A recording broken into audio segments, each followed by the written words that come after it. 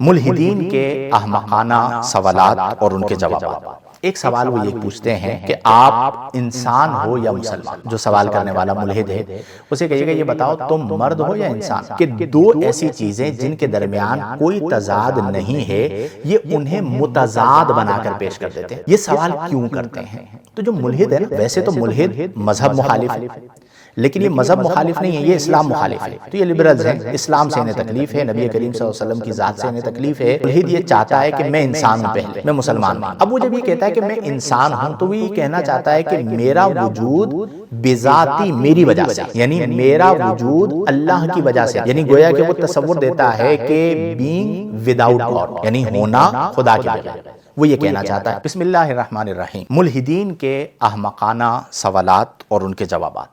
ایک سوال وہ یہ پوچھتے ہیں کہ آپ انسان ہو یا مسلمان؟ ان سے جواباً آپ یہ پوچھئے گا کہ یہ بتاؤ، اگر وہ مرد ہے جو سوال کرنے والا ملحد ہے اسے کہیے گا یہ بتاؤ تم مرد ہو یا انسان؟ اگر عورت ہے، خاتون ہے، تو پوچھئے گا عورت ہو یا انسان؟ انڈرسٹوڈ بات ہے کہ جو مرد ہوتا ہے وہ انسانی ہوتا ہے، جو عورت ہوتی ہے وہ انسان ہی ہوتی ہے، تو جو مسلمان ہوتا ہے وہ انسان ہی ہوتا ہے۔ مسئلہ کیا ہے کہ یہ ایک منطق کے اندر اغلوطہ ہوتا ہے، یہ غلط فہمی پیدا کرتے ہیں۔ کس طرح کہ دو ایسی چیزیں جن کے درمیان کوئی تضاد نہیں ہے یہ انہیں متضاد بنا کر پیش کر دیتے ہیں۔ اب مرد اور انسان ہونے میں کوئی تضاد نہیں، عورت اور انسان ہونے میں کوئی تضاد نہیں، ہاں مرد اور عورت ہونے میں تضاد ہے کہ تم مرد ہو یا عورت، یہ سوال بنتا ہے۔ مرد ہو یا انسان یہ سوال نہیں بنتا۔ اسی طرح مسلمان اور انسان ہونے میں کوئی تضاد نہیں ہے، جو مسلمان ہوتا ہے وہ انڈرسٹوڈ بات ہے کہ انسان ہوتا ہے۔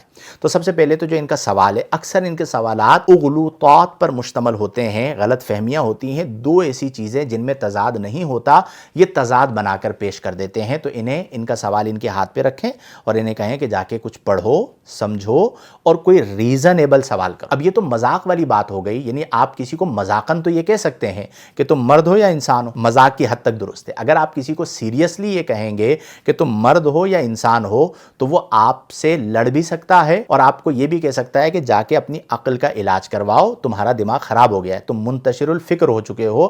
یہ سوال بنتا ہی نہیں ہے۔ تو اسی طرح یہ سوال کرنا کہ تم انسان ہو یا مسلمان ہو یہ سوال نہیں بنتا۔ دوسری بات، یہ سوال کیوں کرتے ہیں؟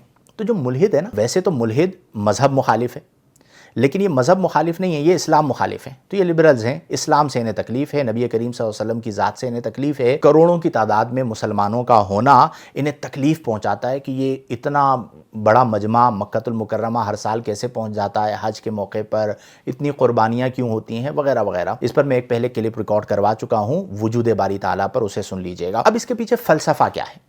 اس کے پیچھے فلسفہ یہ ہے کہ اگر آپ ملحد کو یہ جواب دیتے ہیں، یا ملحد یہ چاہتا ہے کہ میں انسان ہوں، پہلے میں مسلمان نہیں، اب وہ جب یہ کہتا ہے کہ میں انسان ہوں تو وہ یہ کہنا چاہتا ہے کہ میرا وجود بذاتی میری وجہ سے، یعنی میرا وجود اللہ کی وجہ سے نہیں، یعنی گویا کہ وہ تصور دیتا ہے کہ بینگ وداؤٹ گاڈ، یعنی ہونا خدا کے بغیر، وہ یہ کہنا چاہتا ہے۔ اب یہ سوال جب مسلمان سے کیا جائے تو مسلمان اس کا کیا جواب دے؟ تو مسلمان اسے یہ جواب دے گا کہ انسان ہو یا مسلمان؟ جواب پہلے تو اسے یہ دیا جائے گا کہ بھئی تمہارا سوال غلط ہے، جو مسلمان ہوتا ہے وہ انسان ہوتا ہے۔ پھر بھی اگر تم پوچھنا چاہتے ہو کہ میں کیا ہوں تو میرا جواب یہ ہے کہ میں مسلمان کہہ لیں یا مخلوق خدا کہہ لیں، سمجھانے کے لیے کہہ رہا ہوں چونکہ وہ خالق کا انکار کرتے ہیں، میں اللہ کی مخلوق ہوں۔ اب یہ جواب کیوں درست ہے اسے سمجھیے کہ جب ہم اللہ تعالیٰ کے وجود کو مانتے ہیں کہ وہ خالق ہے، ہم مخلوق ہیں، اب بالفرض ہم انسان نہ ہوتے، ایک لمحے کے لیے فرض کر لیں، تو امکانی صورت یہ ہے نا کہ اللہ تعالیٰ ہمیں انسان نہ بناتا تو اللہ ہمیں درخت بنا دیتا، وہ مجبور تو نہیں ہے کہ ہمیں انسان ہی بنائے،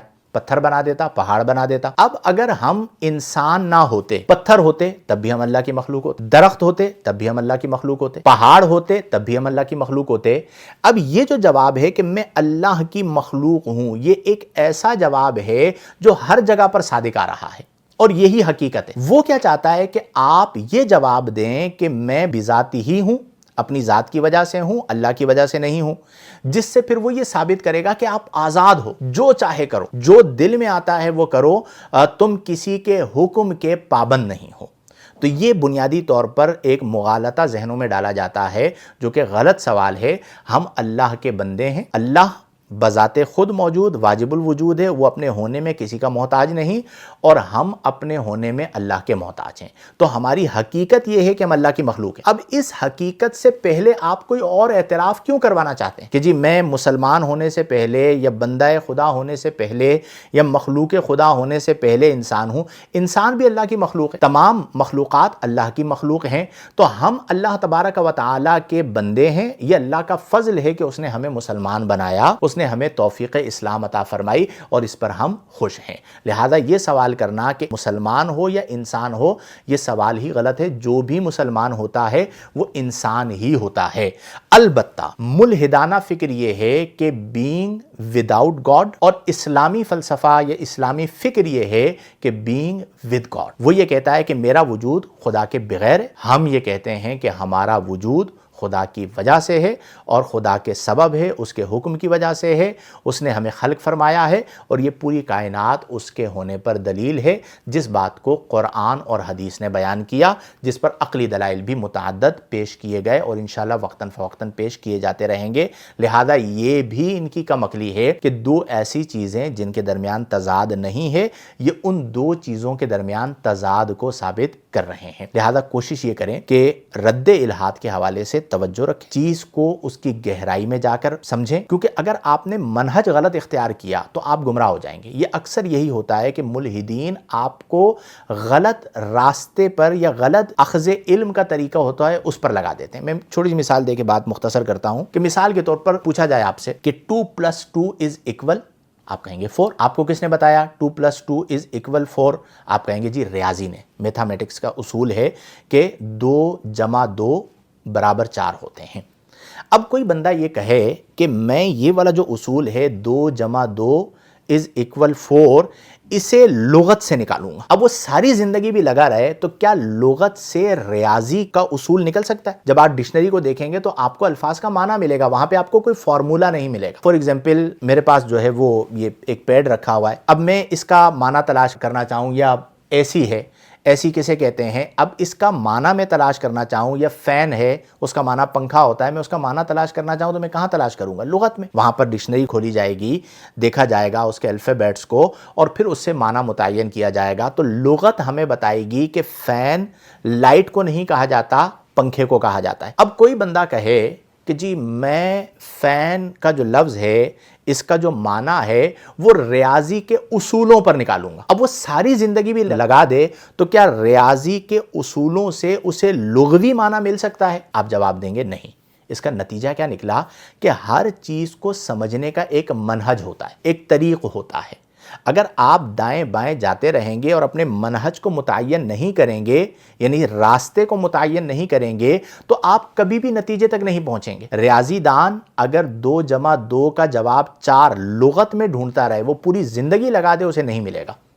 اور اہل لغت فین کا معنی لغت میں تلاش کرنے کے بجائے ریاضی کے اصولوں پر متعین کرنا چاہیں تو وہ کبھی نہیں ڈھونڈ پائیں گے۔ اسی طرح یہ جو علم ہے، اس علم میں حقیقی دلیل اور غلط فہمی میں فرق کو علم کے ذریعے سمجھنا ضروری ہے۔ جیسا کہ میں نے ابھی آپ کو ذکر کیا کہ دو چیزیں جن کے درمیان تضاد نہیں ہوتا، ملحد اسے تضاد بنا کر پیش کر دیتا۔ اور ان کا ایک اور طریقہ واردات میں آپ کو ذکر کروں جن کا واسطہ پڑتا ہے، اللہ بچائے ان لوگوں سے، تو ملحد کبھی بھی ایک چیز پہ نہیں رہے گا۔ اب وجود باری تعالیٰ ہمارا موضوع ہے، مثال کے طور پر میں اس پہ دلائل دے رہا ہوں اور میں اسے یہاں تک لے آیا کہ جی منطق سے، یعنی عقل سے، فلسفے سے اور سائنس سے اللہ کے وجود کو ثابت نہیں کیا جا سکتا، چونکہ یہ محدود اور ذات خدا غیر محدود۔ ایک اور ذریعہ ہے، وہ ہے مخبر صادق، نبی کریم کی ذات۔